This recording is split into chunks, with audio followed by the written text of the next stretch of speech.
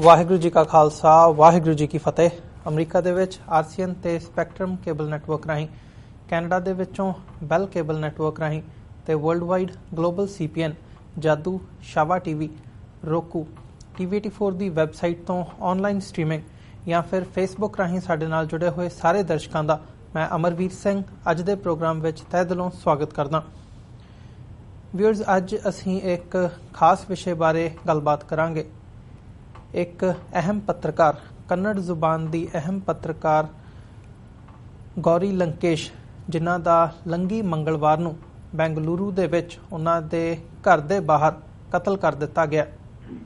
ਅੱਜ ਕੱਲ੍ਹ ਜਿਹੜਾ ਇਹ ਇਸ਼ੂ ਹੈ, ਉਹਨਾਂ ਦੇ ਕਤਲ ਦਾ ਵਿਰੋਧ ਚਾਰ ਚੁਫੇਰਿਓਂ ਹੋ ਰਿਹਾ ਹੈ। ਉਹ ਭਾਰਤ ਦੇ ਵਿੱਚ ਦਿੱਲੀ ਤੋਂ ਲੈ ਕੇ ਕੇਰਲਾ ਤੱਕ ਕਈ ਥਾਵਾਂ 'ਤੇ ਸੜਕਾਂ ਦੇ ਉੱਪਰ ਪੱਤਰਕਾਰ ਭਾਈਚਾਰਾ ਵੀ ਉਹਨਾਂ ਦੇ ਹੱਕ ਦੇ ਵਿੱਚ ਉਤਰਿਆ ਤੇ ਇਸ ਕਤਲੇਆਮ ਦਾ, ਇਸ ਕਤਲ ਦਾ ਉਹਨਾਂ ਨੇ ਸਖਤ ਵਿਰੋਧ ਕੀਤਾ ਤੇ ਜਿਹੜੀ ਵਿਰੋਧ ਦੀ ਆਵਾਜ਼ ਹੈ ਉਹ ਦੁਨੀਆ ਭਰ ਦੇ ਵਿੱਚੋਂ ਉੱਠ ਰਹੀ ਹੈ। ਮੀਡੀਆ ਦੇ ਵੱਲੋਂ ਇਸ ਨੂੰ ਭਾਰਤ ਦੇ ਵਿੱਚ ਫ੍ਰੀ ਪ੍ਰੈਸ ਤੇ ਹਮਲਾ ਕਰਾਰਿਆ ਜਾ ਰਿਹਾ ਹੈ। ਖਾਸ ਤੌਰ ਤੇ ਜੇ ਅਸੀਂ ਮੀਡੀਆ ਦੇ ਵਿੱਚ ਜੋ ਵਿਚਾਰ ਚਰਚਾਵਾਂ ਚੱਲ ਰਹੀਆਂ ਨੇ, ਜੇ ਉਹਨਾਂ ਵੱਲ ਨਜ਼ਰ ਮਾਰੀਏ ਤਾਂ ਇਹ ਗੱਲ ਸਾਹਮਣੇ ਆਉਂਦੀ ਹੈ ਕਿ ਗੌਰੀ ਲੰਕੇਸ਼ ਜਿਹੜੇ ਸੀ ਉਹ ਜਾਤੀਵਾਦ ਦਾ ਵਿਰੋਧ ਕਰਦੇ ਸੀ, ਹਿੰਦੂਤਵਾਦੀ ਆਈਡੀਓਲੋਜੀ ਦਾ ਸਖਤ ਉਹਨਾਂ ਨੇ ਵਿਰੋਧ ਕੀਤਾ। ਇਹਨੂੰ ਉਸ ਐਂਗਲ ਨਾਲ ਜੋੜਦਿਆਂ ਇਸ ਦੇ ਬਿਹਾਈਂਡ ਮੀਡੀਆ ਵੱਲੋਂ ਕਿਤੇ ਨਾ ਕਿਤੇ ਜਿਹੜੀ ਉਂਗਲੀ ਹੈ ਉਹ RSS ਤੇ BJP ਵੱਲ ਵੀ ਚੁੱਕੀ ਜਾ ਰਹੀ ਹੈ ਕਿ ਉਹ ਜਿਹੜੀ ਵਿਚਾਰਧਾਰਾ ਹੈਗੀ ਹੈ ਉਹ ਇਸ ਦੇ ਬਿਹਾਈਂਡ ਹੈ, ਇਸ ਕਤਲ ਦੇ ਬਿਹਾਈਂਡ ਹੈ। ਸੋ ਇਸ ਸਾਰੇ ਇਸ਼ੂ ਦੇ ਬਾਰੇ ਅੱਜ ਅਸੀਂ ਗੱਲਬਾਤ ਕਰਾਂਗੇ। ਇਸ ਦੇ ਪਿੱਛੇ ਕੌਣ ਹੋ ਸਕਦਾ, ਕੌਣ ਹੈ, ਇਸ ਬਾਰੇ ਵੱਖ-ਵੱਖ ਨੁਕਤਿਆਂ ਤੋਂ ਅਸੀਂ ਗੱਲਬਾਤ ਕਰਾਂਗੇ।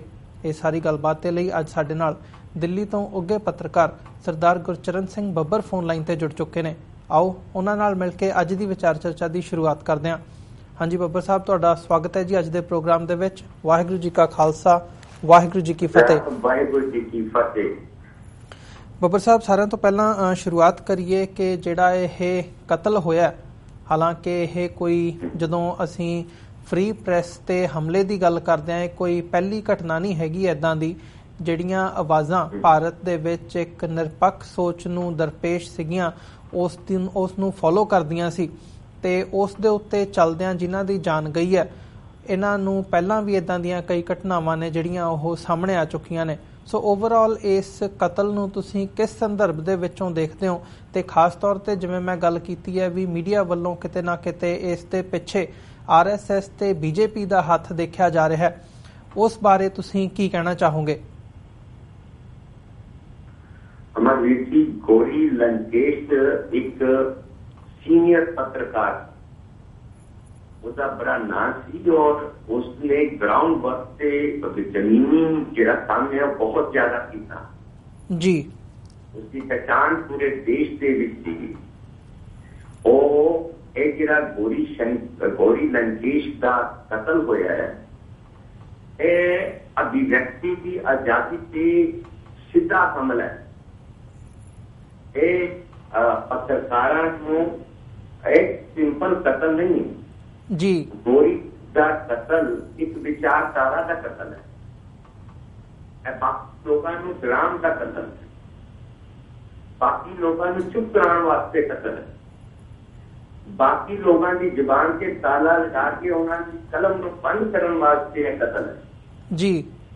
ਇਹ ਗੱਲ ਬਿਲਕੁਲ ਠੀਕ ਹੈ ਕਿ ਦੇਸ਼ ਦੇ ਵਿੱਚ ਪਹਿਲਾਂ ਵੀ ਬੜੇ ਕਤਲ ਇਸ ਤਰ੍ਹਾਂ ਦੇ ਹੋਏ ਨੇ ਔਰ JNU ਵਿੱਚ ਹੋਵੇ, ਬਿਹਾਰ ਵਿੱਚ ਹੋਵੇ, ਝਾਰਖੰਡ ਦੇ ਵਿੱਚ ਹੋਣ, ਛੱਤੀਸਗੜ੍ਹ, ਉੱਤਰਾਖੰਡ ਦੇ ਵਿੱਚ ਹੋਣ, ਮੱਧ ਪ੍ਰਦੇਸ਼ ਦੇ ਵਿੱਚ ਹੋਣ, ਇਹ ਕਤਲ ਵੱਧ ਗਏ। ਔਰ ਇਹ ਕਤਲ ਜਿਹੜਾ ਹੈ ਇਹ ਸੰਕੇਤ ਦੇ ਰਿਹਾ ਹੈ ਕਿ ਜੇ ਤੁਸੀਂ ਇੱਕ ਵਿਚਾਰਧਾਰਾ ਦੇ ਖਿਲਾਫ ਬੋਲੋਗੇ, ਲਿਖੋਗੇ ਜੀ, ਤੁਹਾਡਾ ਹਸ਼ਰ ਇਸ ਤਰ੍ਹਾਂ ਹੋਵੇਗਾ। ਜਿੱਥੋਂ ਤੱਕ ਤੁਸੀਂ ਇਹ ਕਿਹਾ ਕਿ ਗੌਰੀ ਲੰਕੇਸ਼ ਦੇ ਕਤਲ ਦੇ ਇਸ਼ਾਰੇ ਜਾਂ ਸ਼ੱਕ ਦੀ ਸੂਈ RSS ਤੇ BJP ਦੀ ਤਰਫ ਜਾ ਰਹੀ ਹੈ ਜੀ, ਤੁਹਾਡਾ ਕਹਿਣਾ ਬਿਲਕੁਲ ਠੀਕ ਹੈ।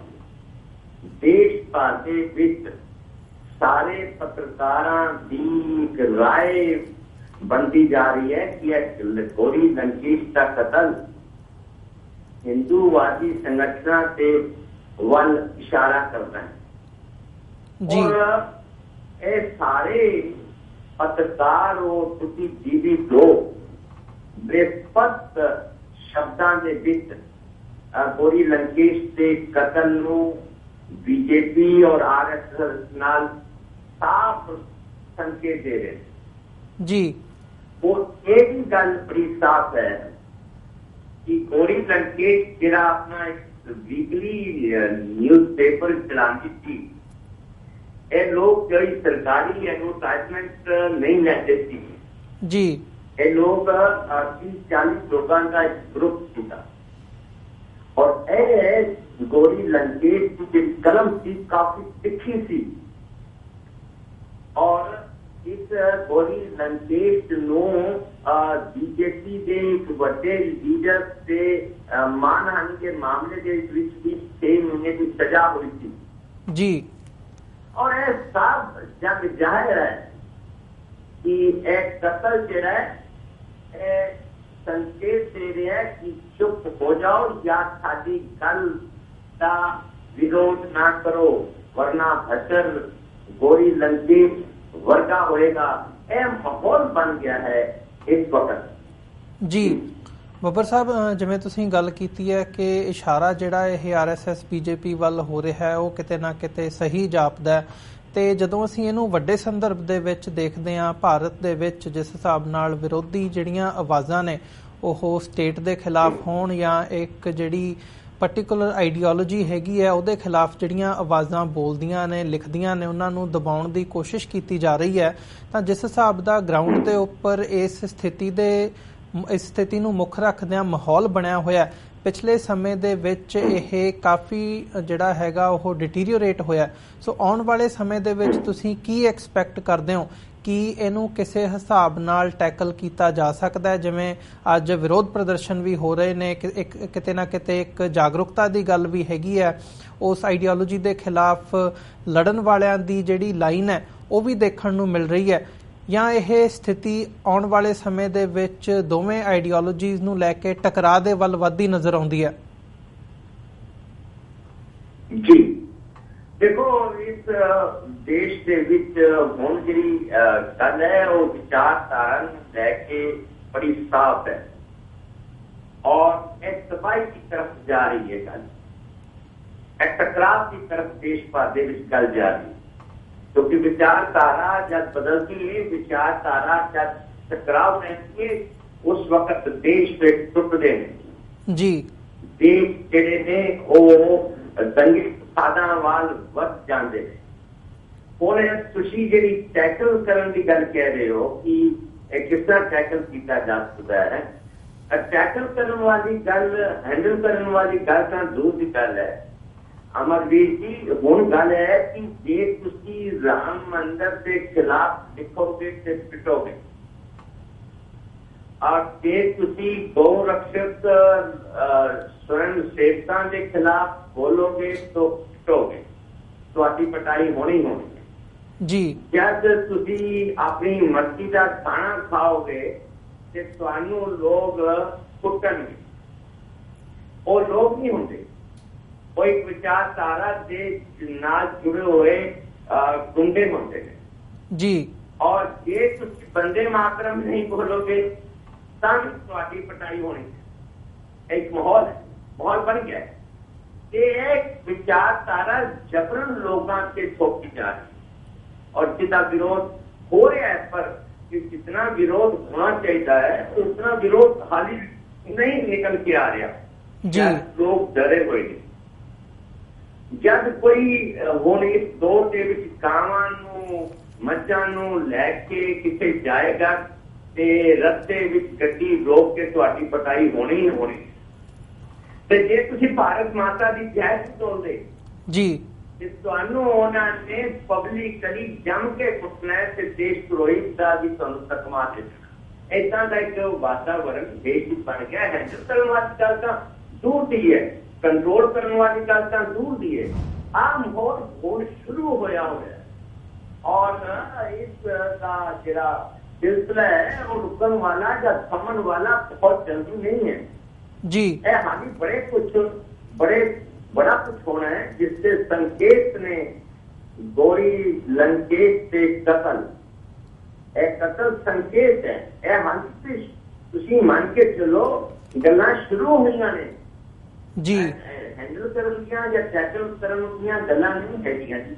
ਹਾਂਜੀ ਜੀ ਬੱਬਰ ਸਾਹਿਬ, ਜਿਵੇਂ ਤੁਸੀਂ ਗੱਲ ਕੀਤੀ ਹੈ ਕਿ ਜਿਸ ਹਿਸਾਬ ਨਾਲ ਇਹਦਾ ਵਿਰੋਧ ਹੋਣਾ ਚਾਹੀਦਾ ਸੀ ਉਹ ਨਹੀਂ ਹੋ ਰਿਹਾ, ਉਹ ਨਹੀਂ ਸਾਹਮਣੇ ਆ ਰਿਹਾ, ਤਾਂ ਇਸ ਸਾਰੇ ਲਾਈਨ ਦੇ ਵਿੱਚ ਜਦੋਂ ਅਸੀਂ ਮੀਡੀਆ ਦੇ ਰੋਲ ਦੀ ਗੱਲ ਕਰਦੇ ਹਾਂ ਤਾਂ ਮੀਡੀਆ ਨੂੰ ਤੁਸੀਂ ਕਿੱਥੇ ਖੜਾ ਦੇਖਦੇ ਹੋ? ਖਾਸ ਤੌਰ ਤੇ ਜਦੋਂ ਅਸੀਂ ਪਹਿਲਾਂ ਵੀ ਦੇਖਦੇ ਹਾਂ ਕਿ ਜਿਹੜਾ ਮੀਡੀਆ ਦਾ ਰੋਲ ਹੈਗਾ ਉਹ ਬਹੁਤੀ ਵਾਰ ਪ੍ਰੋ ਸਟੇਟ ਦੇਖਣ ਨੂੰ ਮਿਲਦਾ ਹੈ। ਜਿਸ ਹਿਸਾਬ ਦੀ ਸਰਕਾਰੀ ਵਰਜਨ ਹੁੰਦੀ ਹੈ ਉਸੇ ਲਾਈਨ ਦੇ ਉੱਪਰ ਮੀਡੀਆ ਵੀ ਆਪਣੀ ਗੱਲ ਕਰਦਾ, ਵਿਰੋਧ ਕਰਨ ਤੋਂ ਜਿਹੜਾ ਹੈਗਾ ਉਹ ਚੱਲਦਾ ਨਜ਼ਰ ਆਉਂਦਾ। ਸੋ ਕੀ ਇਹ ਸਿਚੁਏਸ਼ਨ ਜਿਹੜੀ ਵੱਧ ਤੋਂ ਬਦਤਰ ਹੋ ਰਹੀ ਹੈ ਉਹਦੇ ਵਿੱਚ ਮੀਡੀਆ ਦਾ ਵੀ ਯੋਗਦਾਨ ਹੈ?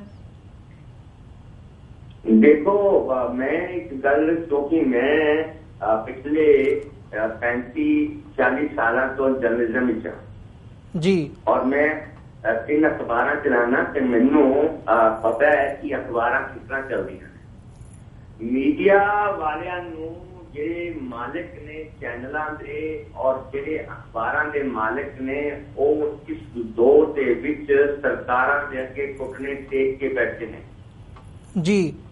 ਅਖਬਾਰਾਂ ਦੇ ਤੇ ਚੈਨਲਾਂ ਦੇ ਮਾਲਕ ਤੇ ਪੱਤਰਕਾਰਾਂ ਦੇ ਵਿੱਚ ਫਰਕ ਹੈ। ਤੁਸੀਂ ਇਹ ਫਰਕ ਜਿਸਲੇ ਸਮਝੋਗੇ ਤਾਂ ਜਾ ਕੇ ਆਪਾਂ ਅੱਗੇ ਗੱਲ ਵਧਾ ਸਕਦੇ ਹਾਂ, ਕਿਉਂਕਿ ਮੀਡੀਆ ਜਿਹੜਾ ਮਾਲਕ ਚੈਨਲ ਚਲਾ ਰਿਹਾ ਹੈ ਉਸਨੂੰ ਰੁਪਇਆਂ ਦੀ ਸਖਤ ਲੋੜ ਹੈ ਜੀ। ਜਿਹੜਾ ਅਖਬਾਰ ਚਲਾ ਰਿਹਾ ਉਹਨੂੰ ਐਡਵਰਟਾਈਜ਼ਮੈਂਟ ਦੀ ਸਖਤ ਲੋੜ ਹੈ ਔਰ ਸਰਕਾਰ ਦੀ ਮਦਦ ਦੀ ਵੀ ਲੋੜ ਹੈ ਜੀ। ਤੇ ਇਸ ਵਕਤ ਦੇਸ਼ ਭਰ ਦੇ ਵਿੱਚ ਵੱਡੀ ਗਿਣਤੀ ਦੇ ਵਿੱਚ ਟੀਵੀ ਚੈਨਲਾਂ ਦੇ ਮਾਲਕ ਟੇਕ ਰੱਖੇ ਹੈ ਸਰਕਾਰ ਦੇ ਸਾਹਮਣੇ, ਔਰ ਬਹੁਤ ਵੱਡੀ ਗਿਣਤੀ ਦੇ ਵਿੱਚ ਪ੍ਰਿੰਟ ਮੀਡੀਆ ਨੇ ਵੀ ਅਖਬਾਰ ਵਾਲਿਆਂ ਦੇ ਅਖਬਾਰਾਂ ਦੇ ਮਾਲਕਾਂ ਨੇ ਵੀ ਘੁਟਨੇ ਟੇਕ ਰੱਖੇ ਨੇ ਤੇ ਉਹ ਇੱਕ ਵਿਚਾਰਧਾਰਾ ਦੇ ਅੱਗੇ ਸਲੂਟ ਕਰ ਰਹੇ ਜੀ। ਮੈਂ ਤੁਹਾਨੂੰ ਇੱਕ ਗੱਲ ਬੜੀ ਨਵੀਂ ਦੱਸਣ ਲੱਗਾ ਕਿ ਪਿਛਲੇ 4 ਮਹੀਨਿਆਂ ਵਿੱਚ ਦੇਸ਼ ਭਰ ਦੇ ਲਗਭਗ 8600 ਦੇ ਕਰੀਬ ਅਖਬਾਰ ਬੰਦ ਹੋ ਗਏ ਨੇ, ਜਿਹੜੇ ਛੋਟੇ ਤੇ ਮਝੋਲੇ ਅਖਬਾਰ ਹੁੰਦੇ ਨੇ। ਲਗਭਗ 10-12 ਹਜ਼ਾਰ ਹੋਰ ਬੰਦ ਹੋਣ ਵਾਲੇ ਜੀ। ਔਰ ਇਹ ਜਿਹੜੇ ਅਖਬਾਰ ਜਾਂ ਜਿਹੜੀ ਸਕਰੂਟਨੀ ਹੋ ਰਹੀ ਹੈ ਇਸ ਦੇ ਅਖਬਾਰਾਂ ਦੇ ਨਾਲ ਲਗਭਗ 190 ਟੀਵੀ ਚੈਨਲ ਛੋਟੇ ਗਰੁੱਪਾਂ ਦੇ ਬੰਦ ਹੋ ਗਏ ਨੇ ਔਰ ਪਿਛਲੇ ਹਫਤੇ ਹੀ 39 ਚੈਨਲ ਬੰਦ ਕਰਨ ਦਾ ਨੋਟੀਫਿਕੇਸ਼ਨ DAVP ਦੀ ਵੈਬਸਾਈਟ ਤੇ ਆਇਆ ਹੈ। ਇਸ ਕਰਕੇ ਚੈਨਲਾਂ ਦੇ ਮਾਲਕ ਤੇ ਅਖਬਾਰਾਂ ਦੇ ਮਾਲਕ ਡਰੇ ਹੋਏ ਨੇ ਤੇ ਮੁਲਾਜ਼ਮ ਵਿਚਾਰੇ ਪੱਤਰਕਾਰ ਜੇ ਮਾਲਕ ਦੇ ਮੁਤਾਬਕ ਚੈਨਲ ਵਾਲਾ ਪੱਤਰਕਾਰ ਕੰਮ ਨਹੀਂ ਕਰੇਗਾ, ਜੇ ਅਖਬਾਰ ਦੇ ਮਾਲਕ ਦੇ ਮੁਤਾਬਕ ਉਹਨਾਂ ਦਾ ਐਡੀਟਰ ਸਬ ਐਡੀਟਰ ਉਹਨਾਂ ਦਾ ਜਰਨਲਿਸਟ ਕੰਮ ਨਹੀਂ ਕਰੇਗਾ ਤੇ ਮਾਲਕ ਤੇ ਉਹਨਾਂ ਦੀ ਛੁੱਟੀ ਕਰ ਦੇਗਾ, ਉਹਨਾਂ ਨੂੰ ਨੌਕਰੀ ਤੋਂ ਹਟਾ ਦੇਗਾ।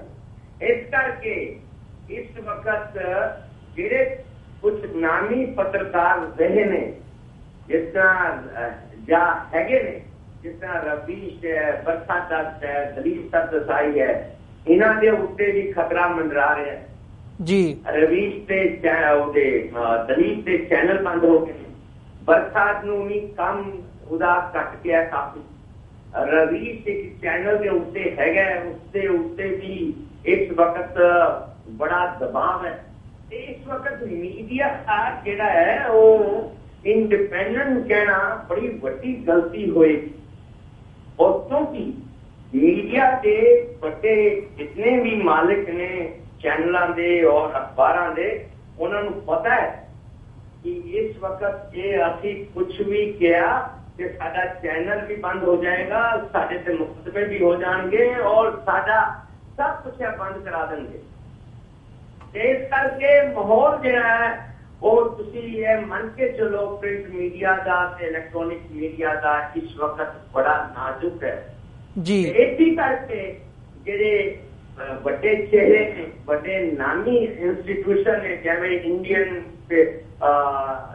INS इंडियन न्यूज़पेपर सोसाइटी जी एक बात सब तो बड़ी सोसाइटी है इस नाल एडिटर गिल्ड बहुत बड़ी संस्था है जी अखबार वाले तुसी देखो चैनल वाले दियां बड़ियां बड़ियां संस्थावां ने सारे चुप ने सारे खामोश ने कोई बोलने को तैयार नहीं ये बेचारे क्योंकि गोरी लंकेश का वामपंथी विचारधारा के नाल सी संबंध और वामपंथी विचारधारा की तरफ इहदा झुकाव सीगा जी इस करके कि जेड़ा विरोध आ रहे हैं वो वामपंथियों की तरफों ज्यादा आ रहे हैं और ना कि पत्रकारों की तरफों जिन्हें जुड़े बनियान अगर हटा देंगे तो देश भर के जितना जबरदस्त अखबार वाले जर्नलिस्टों पत्रकारों विरोध करना चाहिए कि वो नहीं आया सामने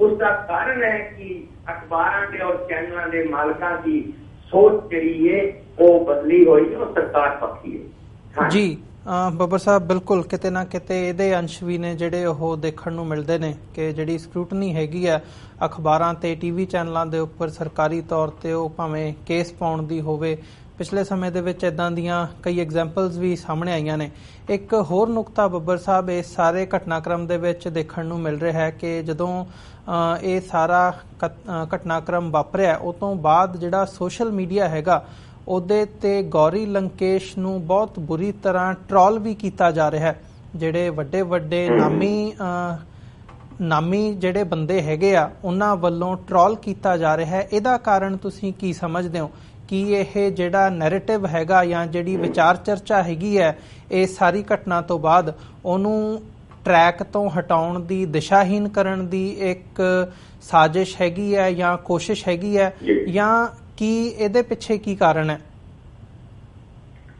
देखो अमरवीर जी एक जी विचारधारा है जो तुम भी समझते हो देश के लोग भी समझते हैं और सुनने वाले भी समझते हैं विचारधारा के लोगों का जो विश्वास है वो काम करने का जो तरीका है वो इस तरह का है कि पहले धमकाओ फिर डराओ फिर मार दो ये धमकाने बंदा बनता ठीक होगा तो गल बन गई जे डराने नाल भी काम बन गया तो ठीक है जे धमकान से डराने नाल भी बंदा तुहाडी गल नहीं मानता तो फिर उन्होंने मार दो ये जी विचारधारा है इस वक्त इसका रूप इस तरह का जिथों तक रहा लोगों का कि देखो कि देश भर दीयां वड्डियां संस्थावां ने सेंसर बोर्ड तो लैके साहित्य अकादमी तक उन्होंने सारियां से एक नई विचारधारा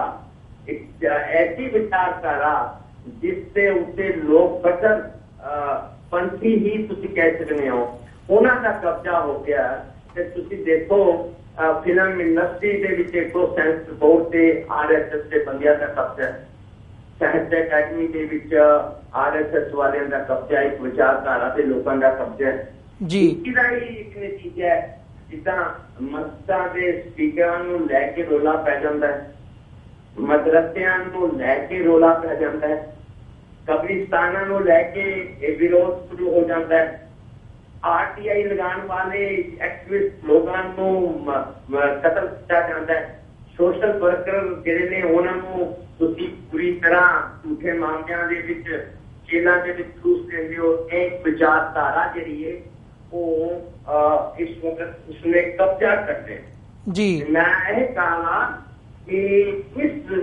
जरा एक दौर है इस दौर के विच बच्चियां के संस्थावां डर के चुप हो गई ने ते इंडिविजुअल आदमी किस तरह फाइट कर सकेगा इंडिविजुअल आदमी कितना आवाज उठा सकेगा जे जुडिशरी की तरफ मुख करते हो तो छोटा बेचारा वकील से लड़ नहीं सकता बड़े वकीलों ने एक पेशी का को 10 से 20 लाख रुपया लेना है एक सीनियर एडवोकेट ने साधारण आदमी सुप्रीम कोर्ट कितना खड़ा हो सकता है हाईकोर्ट कितना खड़ा हो सकता है, अदालत खड़ा होने वास्ते तो करोड़ों रुपया की जरूरत पै गई है, क्योंकि एक पेशी वास्ते बंदे 50-50 लाख रुपया लैके पेश होते।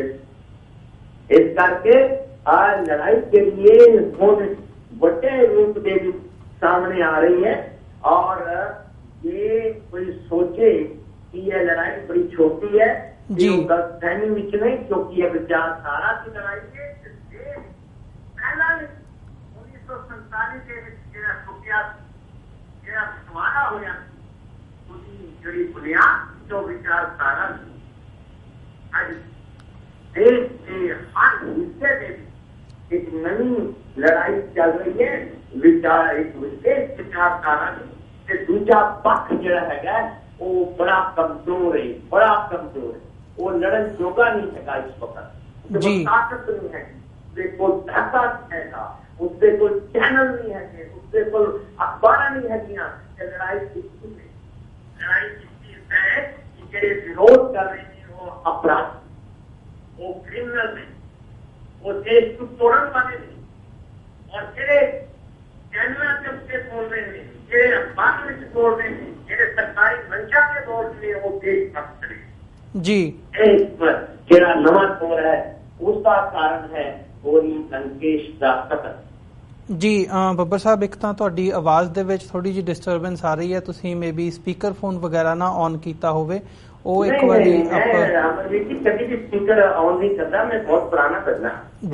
ਬੱਬਰ ਸਾਹਿਬ, ਇੱਕ ਅਖੀਰ ਦੇ ਵਿੱਚ ਸੋ ਮੈਂ ਸਵਾਲ ਇਹ ਤੁਹਾਡੇ ਕੋਲੋਂ ਪੁੱਛਣਾ ਚਾਹੂੰਗਾ ਅੰਤ ਦਾ ਜਿਹੜਾ ਹੈਗਾ ਕਿ ਜਦੋਂ ਮੋਦੀ ਸਰਕਾਰ ਹੋਂਦ ਦੇ ਵਿੱਚ ਆਈ ਹੈ ਤਾਂ RSS ਦੇ ਜਿਹੜੇ ਮੁਖੀ ਸੀਗੇ ਮੋਹਨ ਭਾਗਵਤ, ਉਹਨਾਂ ਦਾ ਬਿਆਨ ਸੀ ਕਿ ਅਸੀਂ 2020 ਤੱਕ ਸਾਰੇ ਭਾਰਤ ਨੂੰ ਅਸੀਂ ਹਿੰਦੂ ਸਟੇਟ ਬਣਾ ਦਿਆਂਗੇ, ਸਾਰਿਆਂ ਨੂੰ ਹਿੰਦੂਇਜ਼ਮ ਦੇ ਵਿੱਚ ਅਸੀਂ ਕਨਵਰਟ ਕਰ ਦਾਂਗੇ। ਸੋ ਜਿਹੜੀ ਇਹ ਵਿਚਾਰਧਾਰਾ ਦਾ ਗਲਬਾ ਹੈਗਾ ਉਹ ਉਦੋਂ ਤੋਂ ਦਿਨੋਂ ਦਿਨ ਵੱਧਦਾ ਚਲਾ ਜਿਹੜਾ ਹੈਗਾ ਉਹ ਨਜ਼ਰ ਆ ਰਿਹਾ। ਸੋ ਕੀ ਤੁਸੀਂ ਸਮਝਦੇ ਹੋ ਕਿ ਆਉਣ ਵਾਲੇ ਸਮੇਂ ਦੇ ਵਿੱਚ ਉਹ ਜਿਹੜੀ ਗੱਲ ਉਹਨਾਂ ਨੇ ਕਹੀ ਸੀ ਉਹ ਉਸੇ ਵੱਲ ਨੂੰ ਵੱਧ ਰਹੇ ਨੇ ਤੇ ਸੰਭਵ ਹੈ ਉਹ ਇਹਨੂੰ ਅਮਲੀ ਜਾਮਾ ਪਹਿਨਾਉਣ ਦੇ ਵਿੱਚ ਕਾਮਯਾਬ ਹੋਣਗੇ? देखो, जब किसी विचारधारा का कब्जा मुल्क से हो जाता है, देश से हो जाता है, सत्ता से हो जाता है और सरकार उससे वापस चाहती है, तो वो अपना एजेंडा इम्प्लीमेंट करते हैं, बट नेचुरल है। और जिसों तक कोई बंदा या कोई संस्था का बड़ा बंदा वो अपने विचार रखता है और वो विचार रखने का हक है, पर इस मुल्क की एक विशेषता यह रही है सदियां तो कोई किसी को अपने कब्जे बहुत समा नहीं रख सकिया जी, और ना रख सकेगा। चाहे इस मुल्क के विच मुगल आए ने, चाहे गोरे आए ने, चाहे उसको पहला कितने अफगान लुटेरे आए ने, बड़ा कुछ इस देश के विच होंदा है, पर कभी भी किसी एक इज़म का, एक धर्म का, एक कौम का, एक फिरके का कब्जा कभी भी नहीं हो सकिया। हाँ, वक्ती तौर से दबदबा बनया सी मुगलों का, वक्ती तौर से दबदबा बनया सी गोरियां का जी, पर तुसी यह मान के चलो आफ्टर पार्टीशन इस देश के विच दबदबा रहा कांग्रेस पार्टी का, पर हुण देश के हर हिस्से दे विच जिस तरह का टकराव का विचारधारा का तुसी देख रहे हो मुद्दा सामने आ गया है। मैनू लगता नहीं कि कभी भी इस मुल्क के विच एक धर्म के लोग रूल कर पाएंगे या एक इज़म के लोग रूल कर पाएंगे। मैनू नहीं लगता कभी भी इस मुल्क के विच एक विचारधारा के लोग रूल कर सकेंगे, पर वक्ती तौर है, वक्त ऐसा है जिस वक्त के विच RSS और संघ परिवार और BJP के विचारधारा नाल जुड़े हुए लोग ने उन्होंने मन में गल आ गई है कि सदियां बाद हिंदू राजा राज कर रहा है, सदियां बाद हिंदुओं का इस मुल्क के विच राज आ गया है जी। सदियां बाद जब राज आ गया है तो हुण असीं बड़े जालिम हो गए हैं, हुण असीं रूलर हो गए हैं, हुण असीं पावरफुल हो गए हैं, हुण असीं जिद्दां चाहांगे उसी तरह लोग जीवणगे। उन्हां दा सोचना हैगा है और सोच रहे हैं, पर ये सोच गलत है। अगर इस सोच से अगर कम होया कि देश जो है वो टूटन की तरफ जाएगा, वंडन की तरफ जाएगा, टकराव की तरफ जाएगा, दंगे फसादा की तरफ जाएगा और ये फासला जो है बड़ा बढ़ जाएगा और देश के वास्ते है बिल्कुल गलत संकेत ने देश ਨੂੰ ਤੋੜਨ ਦੇ ਕੰਮ ਹੋਣਗੇ, ਦੇਸ਼ ਨੂੰ ਜੋੜਨ ਦੇ ਨਹੀਂ ਹੋਣਗੇ। ਇਹ ਮੈਂ ਸੋਚਦਾ ਜੀ। ਬਿਲਕੁਲ ਬੱਬਰ ਸਾਹਿਬ, ਇਹ ਦੇਸ਼ ਹੁਣ ਇਸ ਵਿਚਾਰਧਾਰਾ ਦੇ ਅਧੀਨ ਜੋ ਗਲਬਾ ਬਣ ਰਿਹਾ ਹੈ ਤਾਂ ਉਹ ਕਿੱਧਰ ਨੂੰ ਜਾਂਦਾ ਹੈ ਤਾਂ ਆਉਣ ਵਾਲਾ ਸਮਾਂ ਹੀ ਦੱਸੇਗਾ। ਪਰ ਜਿਹੜਾ ਅੱਜ ਦਾ ਸਾਡਾ ਸ਼ੋਅ ਹੈਗਾ ਉਹ ਸਮਾਪਤੀ ਦੇ ਵੱਲ ਵੱਧ ਰਿਹਾ ਹੈ ਤੇ ਅਸੀਂ ਤੁਹਾਡਾ ਧੰਨਵਾਦ ਕਰਦੇ ਹਾਂ, ਤੁਸੀਂ ਆਪਣਾ ਸਮਾਂ ਕੱਢਿਆ ਤੇ ਸਾਰੇ ਇਸ਼ੂ ਦੇ ਉੱਪਰ ਸਾਡੇ ਨਾਲ ਵਿਚਾਰਾਂ ਦੀ ਸਾਂਝ ਪਾਈ ਹੈ। ਇੱਥੇ ਹੀ ਇਜਾਜ਼ਤ ਚਾਹਾਂਗੇ ਜੀ ਅੱਜ ਦੇ ਸ਼ੋਅ ਦੇ ਵਿੱਚ ਤੁਹਾਡੇ ਕੋਲੋਂ। ਵਾਹਿਗੁਰੂ ਜੀ ਕਾ ਖਾਲਸਾ, ਵਾਹਿਗੁਰੂ ਜੀ ਕੀ ਫਤਿਹ। ਵਾਹਿਗੁਰੂ ਜੀ ਕੀ ਫਤਿਹ।